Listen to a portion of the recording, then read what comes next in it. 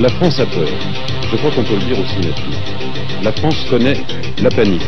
Depuis qu'on a appris le fait divers qui a secoué hier une bourgade paisible de l'ouest de la France, la scène n'a duré qu'une poignée de secondes au marché plus de la place Gambetta, au centre-ville du Mans. 12h58 hier, mardi 31 juillet. Le magasin est désert, il est vrai qu'à cette période de l'année, les Manciens, c'est ainsi qu'on appelle les habitants de la bourgade, ont accoutumé de se dorer la pilule, à la Baule pour les plus aisés, au Sable d'Olonne pour la classe moyenne, à Saint-Gilles-Croix-de-Vie ou à Saint-Jean-de-Mont pour les ouvriers. Mais y a-t-il encore des ouvriers dans ce monde désindustrialisé? Jérémy, 18 ans, est seul à la caisse. Alexandre, un collègue, prend son service. Il se dirige vers les arrières de la supérette. Je lis l'article d'Ouest France. Deux hommes de type africain vêtus tout en noir. Alors ça c'est Ouest France. Ou bien ils disent rien, alors c'est des jeunes gens ou des jeunes, ou bien ils disent tout. Alors non seulement c'est des Africains, mais ils en rajoutent, ils sont vêtus tout en noir. Parka sur le dos. Alors là encore c'est tout Ouest France, là on a beaucoup de détails cette fois-ci. Parka sur le dos. On crevait de chaleur, donc ils ont une parka, bon bah c'est ce qu'on appelle sans doute s'acclimater. Capuche sur la tête. Capuche sur la tête, on voit le genre. Ces deux hommes font irruption, ils ont chacun un pistolet à la main. Le premier s'avance, le second se rue sur le caissier et lui décoche un coup de crosse sur le front. Ils veulent la caisse. Alexandre a tout vu et se précipite pour aller chercher son patron. « J'étais en train de déjeuner dans la salle de repos », raconte-t-il. Il a crié « On se fait braquer !» C'est Olivier de Rouelle qui raconte, c'est le gérant. Tous deux, Olivier de Rouelle et Alexandre, se précipitent. Ils vont à la rescousse de Jérémy, 18 ans. Les braqueurs prennent peur et reculent vers la sortie sans rien emporter. Ils fracassent la porte dans la précipitation et laissent sur place un chargeur.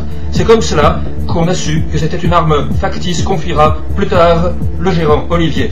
Le caissier en sort très choqué. Il est admis aux urgences avec un œil au beurre noir, m'a-t-on communiqué personnellement. Il s'en sortira avec plusieurs jours d'arrêt de travail. Les dégâts corporels sont minimes, mais psychologiquement, il est assez atteint, m'a confié l'une de ses collègues sous le couvert de l'anonymat. La supérette n'avait jamais été braquée depuis son ouverture en octobre 2008. Ce quartier est naguère si tranquille où nos familles vivaient il y a quelques décennies encore dans la quiétude si paisible d'une bourgade de province. Cette partie du centre-ville du Mans semble devenir, sous l'effet conjugué de l'insécurité galopante et de l'immigration incontrôlée, une sorte de Chicago en plus sinistre, parce qu'au moins à Chicago on s'amuse.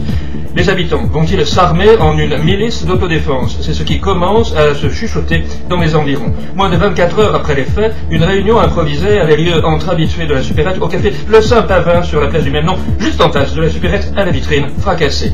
Je ne peux encore vous révéler ce qui se disait ce matin, mais on allait voir ce qu'on allait voir. Ce n'est pas la première fois que des encagoulés frappent dans ce qui fut jadis une partie paisible d'un quartier calme, d'une bourgade prospère de l'ouest de la France profonde. Mais tout de suite, une page de publicité, car il faut bien vivre.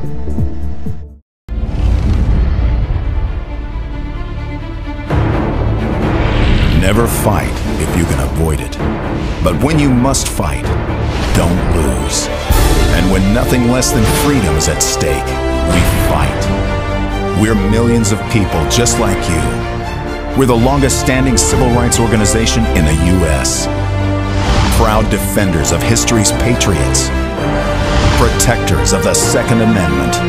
Advocating the right to keep and bear arms. Advancing the shooting sports. Championing gun safety, education, and training. Creating a vital legacy by answering freedom's call. And we're growing stronger every day. We are the NRA, and the NRA is you. Ce n'est pas la première fois, disions-nous, que des encagoulés frappent dans ce qui fut jadis un quartier paisible d'une calme bourgade de l'ouest de la France profonde. Rappelons-nous. C'est l'heure de la fermeture en ce mardi 30 août 2011, il y a presque un an, et le redoutable Nicolas Sarkozy a vaincu l'insécurité aussi bien que la crise dans une France redevenue opulente. Les derniers alcooliques sirotent leur ultime demi au bar tabac Le Balto, rue Gambetta, au Mans. Le nouveau patron asiatique, signe des temps, qui a repris le bar tabac à l'ancien gérant, originaire de Villebreil, une paisible bourgade de la Sarthe profonde. Le nouveau gérant chinois, appelons-le Léon, sous couvert d'anonymat, vaque à ses dernières occupations de la journée lorsque vers 21h15, un homme encagoulé, décidément c'est une manie, un homme encagoulé et armé d'un pistolet fait irruption dans le commerce. Vêtu d'un sweat bleu clair et d'une casquette, encore une casquette verte cette fois-ci, l'homme 1m80, mince mais sans ethnicité apparente, a réclamé la caisse en mettant en joue le patron et la gérante. Faisant preuve de sang-froid, ces derniers ne se sont pas laissés impressionner. Ils ont refusé tout net, désarçonnant du même coup le visiteur indésirable. C'est surtout la patronne Marie, appelons-la Marie, par souci d'anonymat, qui a, par son calme, mis en fuite l'odieux agresseur. Ce dernier a pris les jambes à son cou et n'a pu être retrouvé. La police lança à l'époque un appel à témoins et elle est toujours bredouille. On dit encore berdouille dans la Sarthe ou encore bercouille quand on va à la chasse à la galinette cendrée. Triste époque, excellente soirée, toutefois sur AMBC.